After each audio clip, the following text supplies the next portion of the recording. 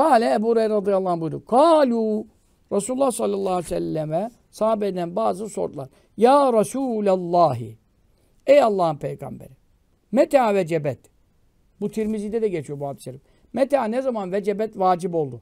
Vacip oldu yani sabit oldu demek. Allah'a bir şey vacip olmaz. Allah mecbur olup da mı bir iş yapacak? Yani sabit oldu. Kim için? Leke senin için. Ne en-nübüvvetü. Peygamberlik senin hakkında ne zaman sabit oldu? Kale. Tirmizi hadisi budur. Resulullah sallallahu aleyhi ve sellem buyurdu. Ve Ademu beyne ruhi vel cesedi. Daha Adem ruh ile ceset arasında iken. Şimdi bu yine diğer bir sahih hadiste geçiyor. İnni indallahi le hatemun nebiyyin ve inne Adem'e le muncedilun fi tînetihi. Ben Allah katında peygamberlerin sonuncusu olarak meleklere teşhir edilmiş ve izhar edilmiştim.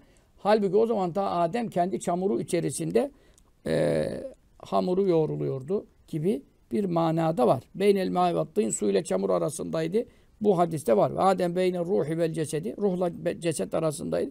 Bunların hepsi hadis-i şeriflerde farklı rivayetler hakkında. Müncedilün, çamuru yoğrulmuş hamur halinde, daha ruh üflenmemiş, canlanmamış, öyle yatırılmış toprak üzerinde bulunuyor. Şimdi ben o zaman peygamber idim. Ben o zaman peygamber idim deyince Allah'ın ilminde peygamber idim manasında değil. Çünkü Allah'ın ilminde, Allah'ın ilmi ezelidir, evveli yok ki. Allah'ın ilminde Musa Aleyhisselam'ın da peygamber olacağı ezelidir. O zaman Resulullah'ın ne hususiyeti oluyor? Allah'ın indinde bütün peygamberler, Resuller belliydi. Allah hiçbir şey sonradan bilmiyor ki. Ezelden ebede her şey biliyor. Onun için Resulullah sallallahu aleyhi ve sellem bu özelliği Allah benim peygamber olacağımı biliyordu manasına sakın anlamayın. Bu şerhten, şiaptan çok istifade ettim. Hiç duymadığım, bilmediğim manalar öğrendim şu an. Peki buradaki fark nedir, özellik nedir? Kardeşim, Allah-u Teala Resulullah sallallahu aleyhi ve sellem ruhunu diğer ruhlardan önce yarattı. Mesele burada. Evvelü mâ halekallah ruhi, evvelü mâ halekallah nuri. Allah'ın ilk yarattığı benim nurumdur, benim ruhumdur diyor. Şimdi o zaman ilimden çıkmış yani. Ezeli ilimde olan hiçbir şey hariçte varlığı yok. Baştan ezeldeyken. Ama ilk yarattığı ruh benim ruhumdur. Bu ne demek? Yaratılanlar aleminin ilki. Başladı yani. Ruh var oldu. Var olunca ne oldu? Mahluk oldu. Yaratılmış oldu. Yaratılmış olunca ilk varlık oldu. İlk yaratık oldu. Anladın mı? İlk mevcut oldu. Bu noktada ondan sonra Allah-u Teala melekleri yaratmış tabi zamanla. Binlerce sene sonra. Ta Adem Aleyhisselam'dan çok evvel. Diğer bir hadis-i şerifte ne buyuruyor? İbnül Kattan, meşhur muhaddislerden o rivayet ediyor bu hadis-i şerifi. İnnallâhu Teala halaka nûrav kablen yehluka Adem Aleyhisselam bi arba'at aşara elfi am.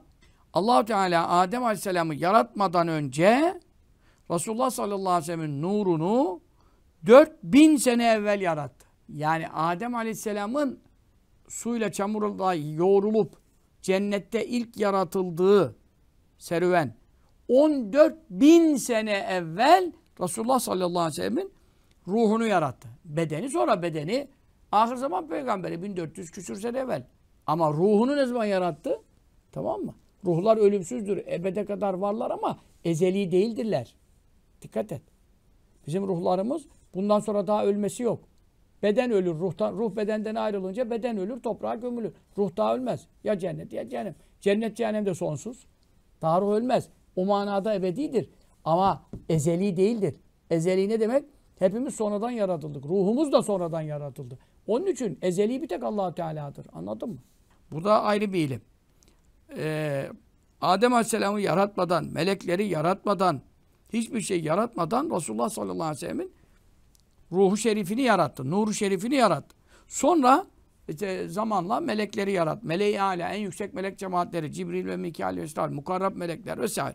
Resulullah sallallahu aleyhi ve selleme sonra o Resulullah'ın ruhuna peygamberlik ve nübüvvet hil'atini, kaftanını diyelim, şeref kaftanını geçirdi. Ve bütün meleklere, Cebrail aleyhisselam, Mikail aleyhisselam, Cebrail aleyhisselam önce Adem aleyhisselam'ı tanıdı, Resulullah'ı mı tanıdı? Adem aleyhisselam da 14.000 sene sonra yaratılacak. Cebrail aleyhisselam o zaman var. Ama Cebrail aleyhisselam da bütün melekler de Resulullah'ın ruhundan sonra yaratıldı.